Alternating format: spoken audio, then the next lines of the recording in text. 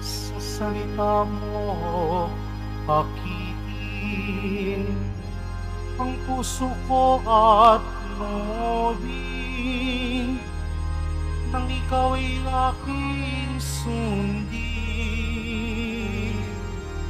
Hallelujah, Hallelujah,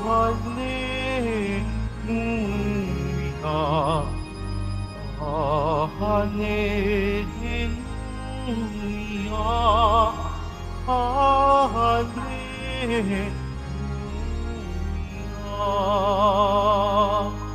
Sumainyo ang Panginoon. At sumaiyo rin. Ang mabuting balita ng Panginoon ayon kay San Mateo.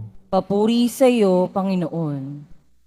Noong panong iyon, sinabi ni Jesus sa kanyang mga alagad, "Narinig pa ninyo na noong unay iniutos sa mga tao, huwag kang sisira sa iyong pinanumpaang pangako, bagkus ay tupdin mo ang iyong sinumpaan sa Panginoon.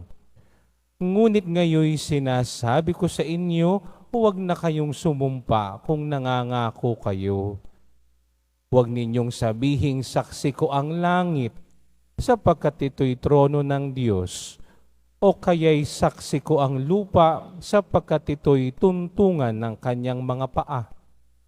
Huwag din ninyong sabihing saksi ko ang Jerusalem, sapagkat ito'y lunsod ng dakilang hari. Ni huwag mong sabihing mamatay man ako, sapagkat ni isang buhok sa iyong uloy hindi mo mapuputi o mapaiitim. Sabihin mo na lang ang oo kung oo at hindi kung hindi. Sapagkat buhat na sa masama ang anumang sumpang idaragdag dito." Ang mabuting balita ng Panginoon. Pinupuri ka namin, Panginoong Hesukristo. Magsiupo muna ang lahat. Magandang umaga po sa inyong lahat. Pakibati ang inyong katabi, mahal ka ni Lord. Ayan. Uy, palakpakan natin ng Panginoon sa umagang ito. Salamat sa Diyos. Buhay tayo. Amen? Salamat sa Diyos. Nakakakalhati na tayo ng June. Amen? Salamat sa Diyos, mahal tayo ng poong Jesus Nazareno. Amen? Palakpakan natin ng Panginoon sa umagang ito. Tignan mo ang iyong katabi. Tingnan mo yung katabi mo. Sabihin mo, kaibigan. Tingnan yung katabi niyo, sabihin mo, kaibigan. Go. Direct to the point. Ayan. Ibig sabihin, huwag ka na magpaligoy-ligoy pa, no? Kasi po ko, napapansin ko tayong mga Pilipino, no? Kapag tayo ay nagsasabi ganito, saksi ko si Lord, nakita ko siya na kumuha ng iyong pera. Oh, dinamay pa si Lord, ano? Ay, nako, mamatay man ako, nagsasabi ako ng totoo. Alay, pag tinamaan ka ng kidlat, paano? Hindi, kay patay. Oh.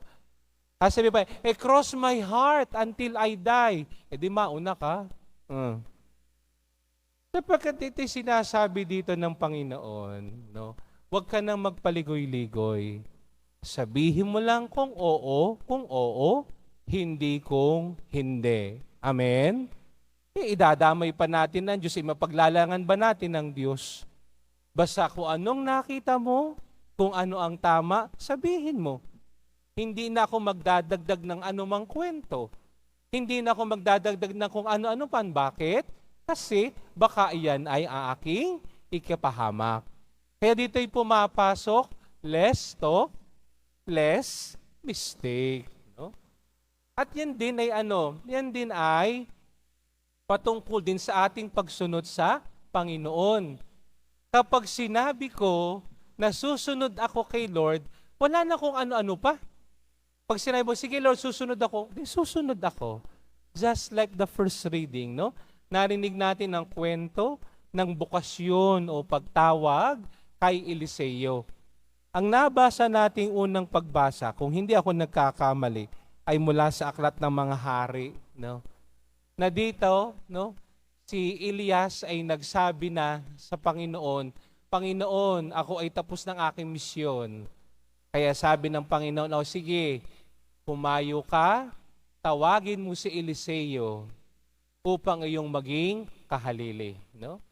Kaya, nung tinawag na ng Diyos si Eliseo, no? Anong sabi niya kay Elias? Magpapaalam muna ako. Ibig sabihin, maliwanag kay Eliseo, tinatawag siya ng Diyos, kaya tama na ang sapat na oo. Subalit nagpaalam muna siya. Bakit? Sapagkat iiwan niya ang kanyang pamilya. Kaya nga sa unang pagbasa, bago sumunod si Eliseo, ay siya muna ay nagluto ng pagkain, no? Ay parang ang bulalo. No, ay siya ang kanyang niluto ay toro, no? Kumbaga dito ay nakikita natin dito, no, na itong si Eliseo, no, iiwan niya lahat para sumunod kay Elias. Sapagkat naniniwala si Eliseo na ang pagtawag ni Elias ay hindi tawag ni Elias. Ito ay tawag ng Diyos sa kanya.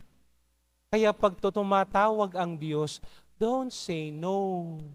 Always say yes. Amen? Sabihin nga po natin, pag tumawag si Lord, sasagot ako ng yes. Sige mas malakas. 1, 2, 3. Salamat sa Diyos. Palakpakan natin ng Panginoon sa umagang ito. At yan din ang sinasabi sa ating mabuting balita, no? Wag nang paligoy-ligoy. Mahirap ang paikot-ikot, no? Pag-iisipin ka pa. Kaya maliwanag sa Panginoong Hesus, pag sinabi mong oo, oo. Kung anong nakita mo iyan, wag ka na magsumpa-sumpa. Bakit? Baka ibumalik pa sa iyo, no? Sapagkat dito'y sinasabihan ako at tayo ng Panginoong Hesus, manindigan tayo sa ating mga binibitawang salita.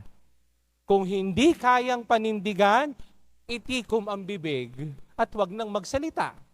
Baka kasi yan ay bumalik pa sa atin, no? Amen? Kaya nga tayo humihiling ng tulong sa panalangin ng mahal na Inang Birhen sapagkat ngayon ay Sabado, no? Sapagkat nung si Mama Mary, sinabi sa kanya, ikaw ang magiging nanay ng anak ng Diyos. Anong sabi ng mahal na ina? Narito ang alipin ng Panginoon, maganap nawa sa akin ayon sa wika mo.